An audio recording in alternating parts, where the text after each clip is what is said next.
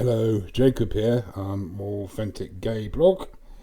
So, in the UK, February is LGBT History Month, and I know in America, February is Black History Month, and October is LGBT History Month, and in the UK, October is Black History Month.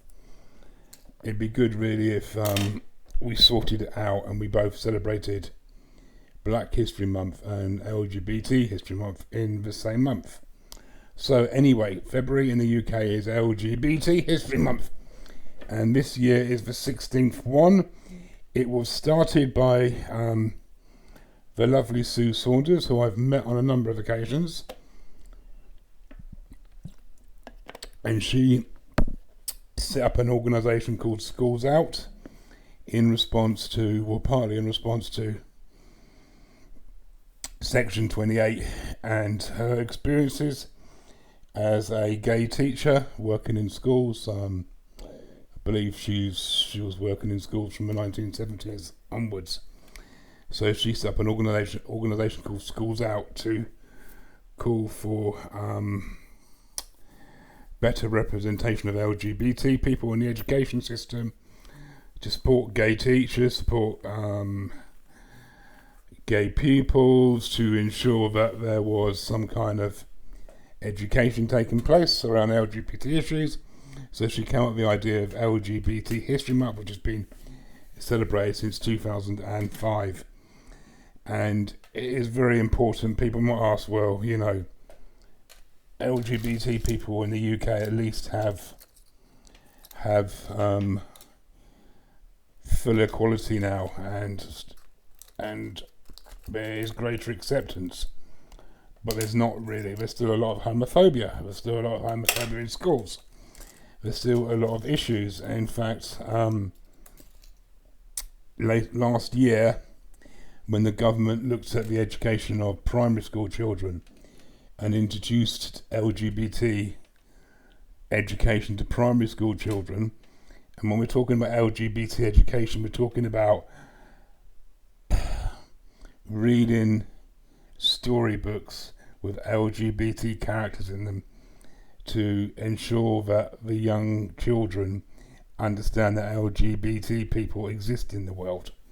You know, so one book was called King and King, and that was about a prince, and his stepmom was urging him to marry, so she invites all these princesses to the palace, and he ends up falling in love with one of the princess's brothers and marries him. That is the book. So it just basically gently introduces children of that age to the concept of a diverse society. There's also books about disabled people from different religions, ethnicities, etc., etc., etc. You get a picture, okay? So it's important that we have History Month. Now, I've done a review of a series called It's a Sin, which is set in the 1980s. So there was vehement homophobia in the 1980s. I mean, we're talking about hardcore homophobia on steroids, newspaper headlines, homophobia in the media, in the education, in society. 66% of the British public thought it was mostly wrong to be lesbian and gay in that time period. And obviously, mostly wrong means wrong another category. So it means that predominantly a vast majority of people, probably 80% thought that being gay was wrong. Okay, so it's important because of that, because we can not forget what happened in those time periods. You know, I came out in 91 and it was still pretty bad then. So we need to remember where we came from. We need to ensure that LGBT people get representation in history. I recall when I was doing stuff for LGBTV, we talked to some young boys in Manchester, and they knew who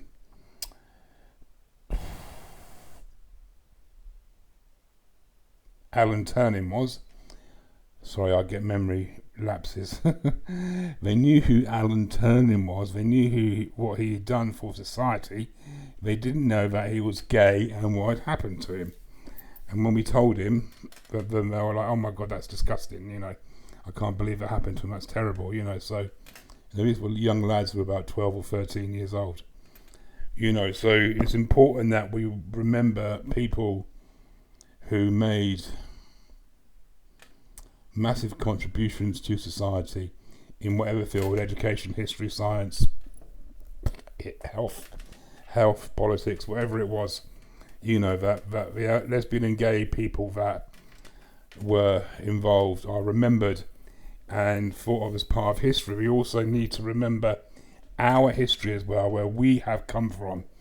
Things like the Stonewall riots, the miners' strike, how we helped there, where that made sure that we got LGBT equality, because if we'd not supported the miners, they would not have voted at the Labour Party conference in 1986 for LGBT equality to be on the Labour Party manifesto, so obviously it wasn't until 1997 that Labour were re-elected and it happened. But it's important that we remember our history. It's important that we celebrate our history. It's important that we talk about our history. It's important that heterosexuals are educated about our history, and like I said in my video about It's a Sin, I felt very angry about what happened to us in the 1980s.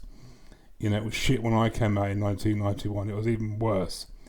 And I felt very angry about the way we were treated. And I really felt that actually, we never ever got an apology. We never ever actually got any kind of acknowledgement about that, and if you've not watched It's a Sin on Channel 4, I recommend that you do. But at the end of it,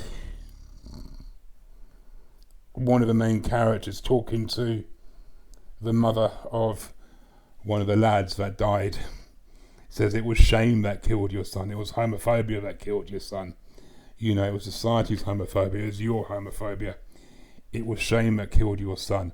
So it was responsible for the deaths of many of my gay and bisexual brothers. As a cause of immense distress for my community, hardcore distress, and I would probably say, PTSD as well in terms of our experiences. So it's really important that LGBT History Month is celebrated and promoted. Thank you.